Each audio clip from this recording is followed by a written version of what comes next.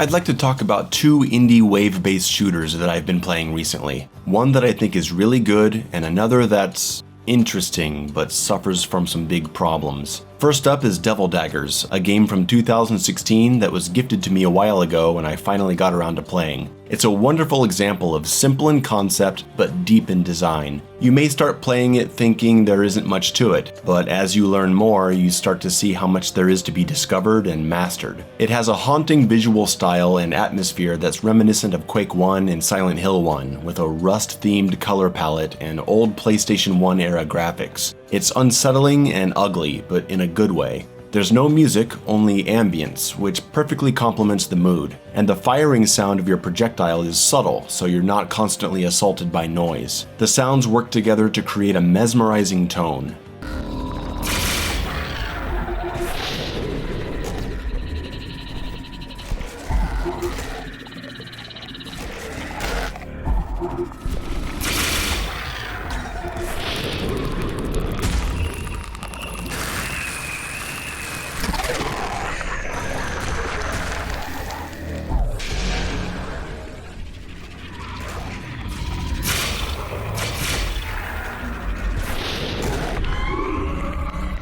Enemies have distinct sounds which work as audio cues to assist in the quick reaction-based gameplay. I recommend playing with headphones so you can pinpoint exactly where an enemy is approaching from. This really helps with the spiders, who need to be taken out immediately.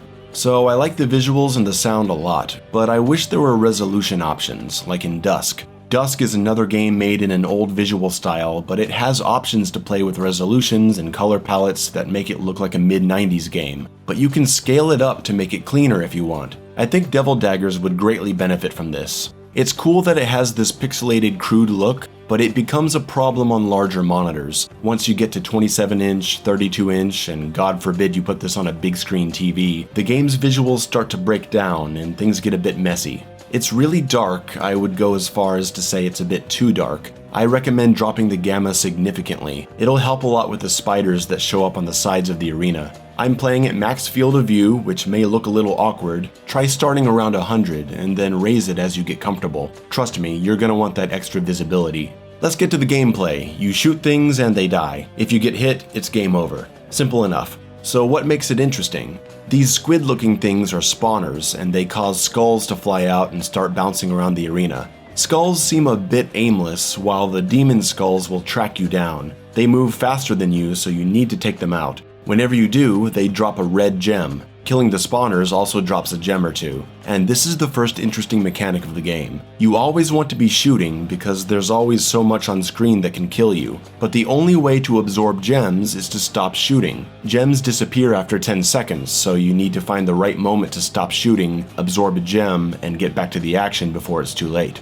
Once you hit 10 gems, your hand is upgraded and you can really feel the change in power. More enemies start coming in larger numbers, and their spawns are based on a timer. If you hit the 1 and 2 keys on your keyboard, you can display the timer and the gem count. And at certain times, certain enemies will appear. At 39 seconds, you'll get the first spider. At 110 seconds, the first centipede. The better you get at the game, the longer you'll stay alive. And that's the point, to survive as long as possible. You've got some cool advanced movement options like bunny hopping and a rocket jump that uses the shotgun blast. Tap the fire button to get a quick burst fire option.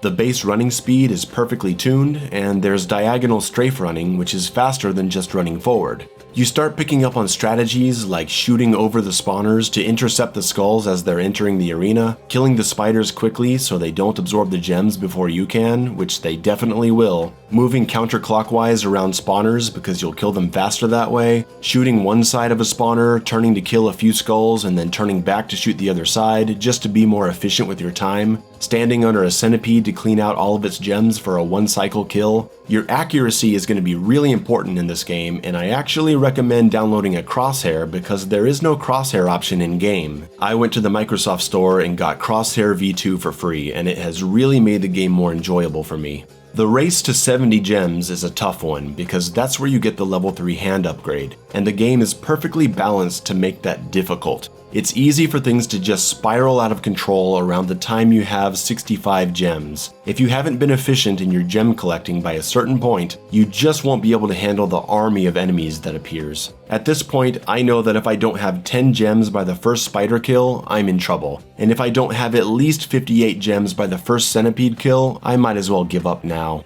Your final time is recorded in the global leaderboards, and you also see how you compare to people in your friends list. I'm close to staying alive for 300 seconds, which is just so hard. I can't believe there are players out there with more than 1,000 seconds alive in this thing. You guys are crazy. So that's Devil Daggers. Pick it up on Steam, it's like $5, totally worth it.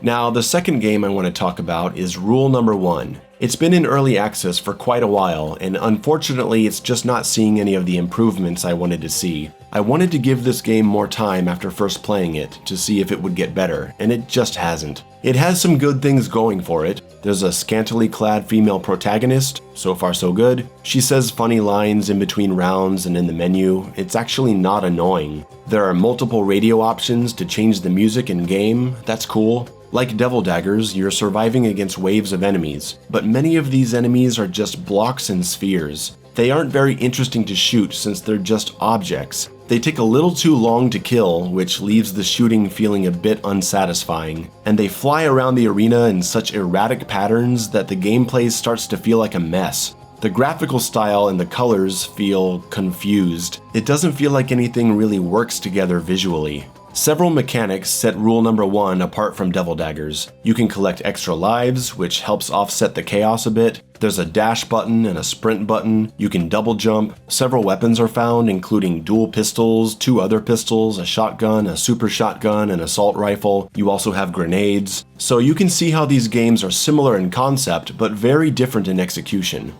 Rule Number 1's problems really stem from the erratic nature of object movement, cluttered and messy visual style, and a general wonkiness and unresponsiveness that makes it a chore to play. What do I mean by that? The weapons all cause a disorienting level of screen shake, which cannot be disabled or even lowered in the menu. Even sprinting makes the screen shake to a ridiculous degree. The assault rifle feels absolutely terrible to use because of the screen shake and especially the recoil. Accuracy is all over the place and it has a kick to it that causes it to constantly drift upwards. So as you're shooting it, you're trying to slide down the whole time to compensate, which, for reasons that completely escape me, results in your character staring down at the ground when you finish firing. At first I thought I was encountering a bug, but if this were a bug, there's no way it wouldn't be fixed by now because it makes the gun literally unusable. I'm gonna explain this a little more just in case you're not following me here. You shoot the rifle, and as it's drifting upwards, you pull down on the mouse to even it out. But the game is also taking the amount you pull down and subtracting that from your set viewpoint. So when you finish firing, you don't keep looking at where you're aiming, you end up looking as far down as you pulled the mouse. It's so bizarre, and it's a reason to always avoid this weapon. The controls are also a bit confused. The game has a sprint button, which again I simply don't understand. The walk speed is agonizingly slow, so I don't know why I have to hold shift the entire time just to not be walking. The base movement of this game should be running by default. And then there's the dash button. Sometimes I hit it and it feels like it just randomly doesn't work. And I can't figure out if it's because I'm moving at a certain angle, or inputting too many commands at the same time, or if it just doesn't work right, or if it hasn't recharged. I'm inclined to think that it just hasn't recharged, but there's nothing in the game to communicate a dash recharge. There's no dash meter on screen, and there's no audio cue. 2 things that would be very easy to implement, they just aren't here. All of these issues create a confusing, frustrated mess of a game, and I really wouldn't recommend it to anyone. Devil Daggers, on the other hand, is great. I've already gotten a few friends into it, and I'm still playing it off and on myself, so check that one out. Thanks for watching, follow this channel for more videos about random stuff. See you later.